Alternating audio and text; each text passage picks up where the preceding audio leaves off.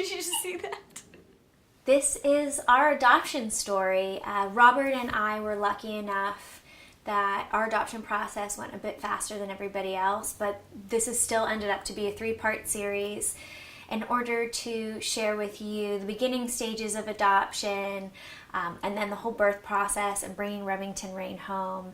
I've been overwhelmed by your comments and your questions, so hopefully you enjoy watching our story. Definitely got the car seat, which we realized we don't really need. Got the rain boots for the raining city. Taking off.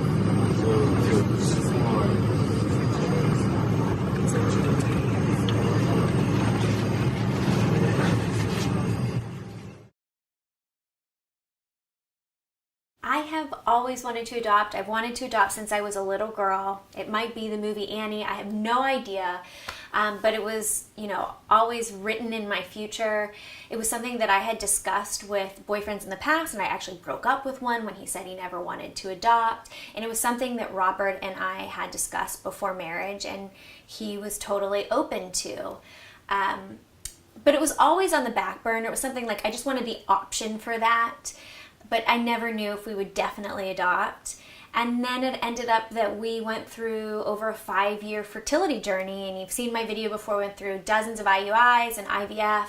And after that last round of IVF, last year in 2016, we found out it failed. We found out we didn't have any embryos left back in June.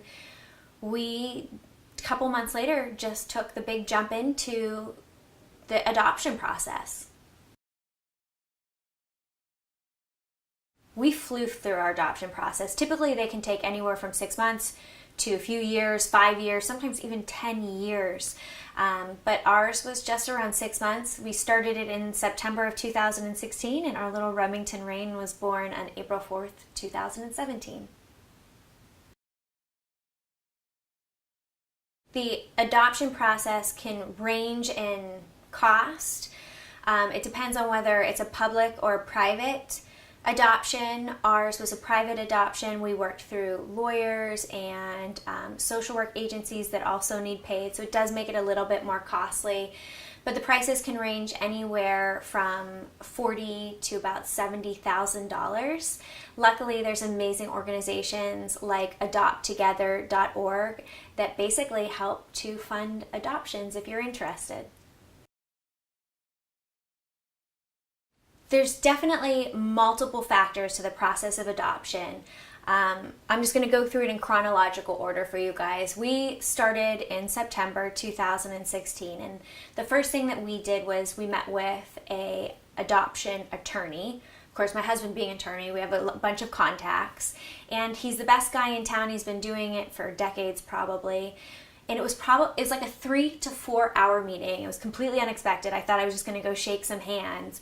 But he actually went into the greatest detail with us of the entire adoption process, even telling us what to look for with our birth parents through each step of the phase, to know and feel comfortable that this birth mom and dad were prepared to follow through this process. There are signs and steps along the way.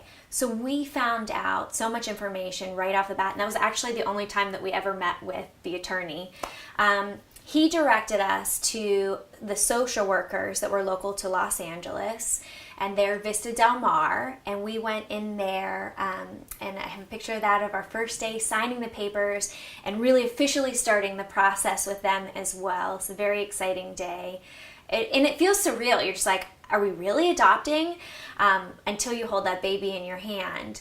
And then they assigned a social worker named Chantilly to us. And that was pretty magical too, because Chantilly, France was one of the favorite days that Bobby and I have ever had together. We rode horses through the area and stuff. And so I just think everything was aligned. So we were working with Chantilly. And there's a couple things that you have to start with. And this is actually, I think, the biggest thing that takes up your chunk of time is for us, we had this online paperwork, and there was so much paperwork.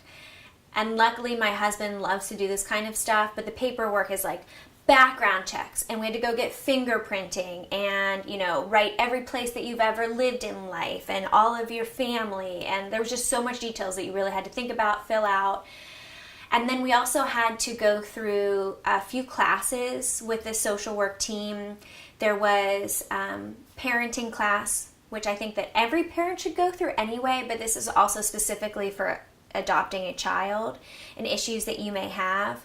And then we also had a transracial parenting class, which I thought was really cool. At first, well, we actually wanted to be a transracial family and look for a transracial baby. So I learned a lot from that as well.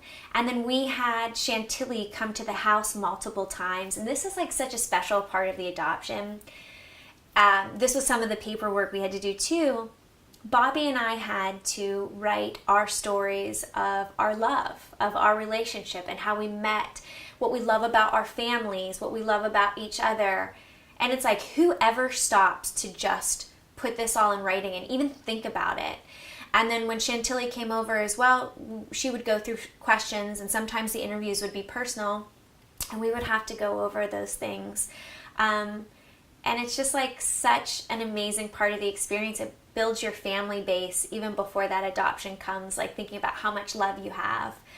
And they talk to you as well about like what brought you to your decision. So you go through that whole process, and that probably took from September to October, November, about early December.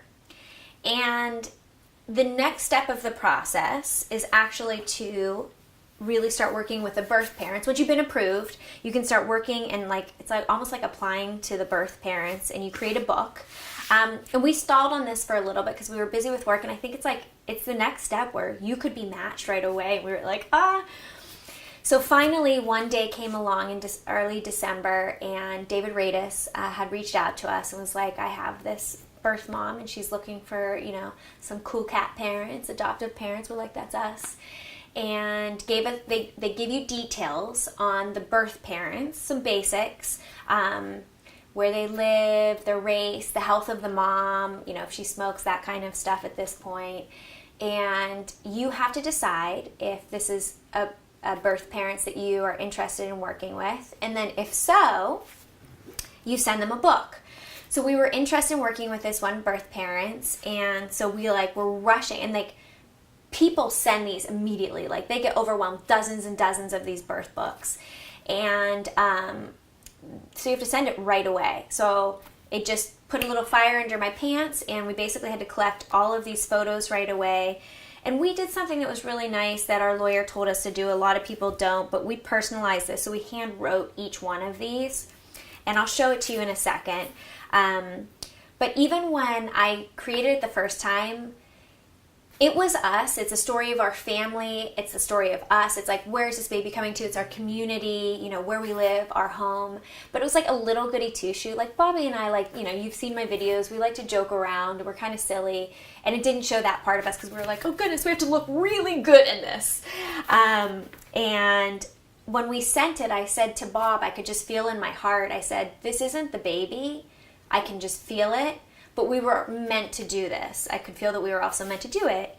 And we didn't get matched with that person. And I knew it, like I always do. No, I'm just kidding. But a few days later, another opportunity came. And the baby was actually going to be born the next day.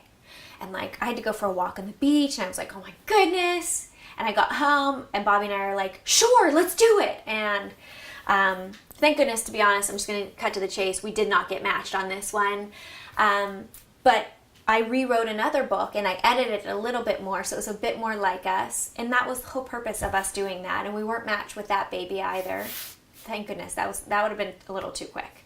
And then a third opportunity came maybe a week after that. And I think I stayed up really late on this one. And the birth parents were I forget how it said, but they're looking for cool, fun, funny parents. It was and it was totally Bobby and I, and we were like, this is it. And I could feel it in my heart that this was really it. So we were able to joke around in this birth book a little bit more. So you see, we got those 3 edits in, and we really became ourselves in this final edit. And we sent it off to them. So I'll show you a little bit of our story. This is not the day in Chantilly, but this is the day before Chantilly in France. But one of my favorite pictures of us. And then just the story of Christine and Robert, established in 2008, which actually doesn't sound that long. So not like 1991. But it's just like an intro picture. And then we wrote a personal letter to them about ourselves and our pictures. I'm just keeping their names private here because it was personal to them. And then we went into the story about us. So we have pictures, when we first started dating, and a little bit about us too. Like, we're both born in Pittsburgh, so we can basically tell our story, how we dated. We met each other in California, actually, our puppies, Hermosa Beach, where we live.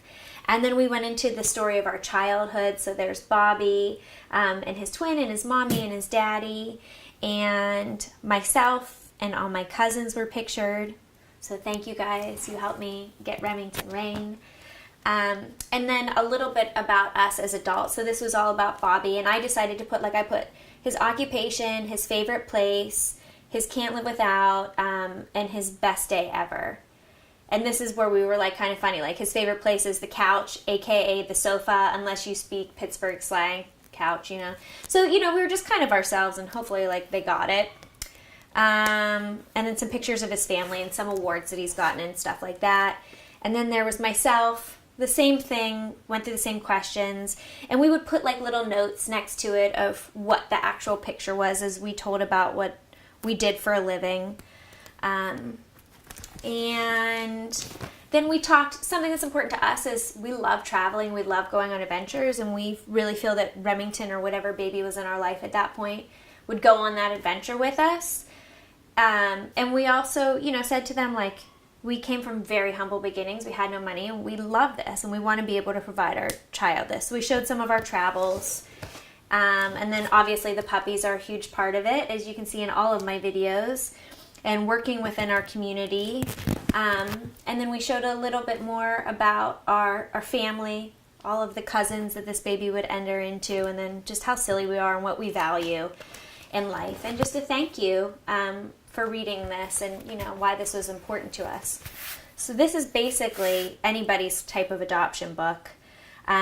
So we sent this out to our birth parents, and we heard back a few days later.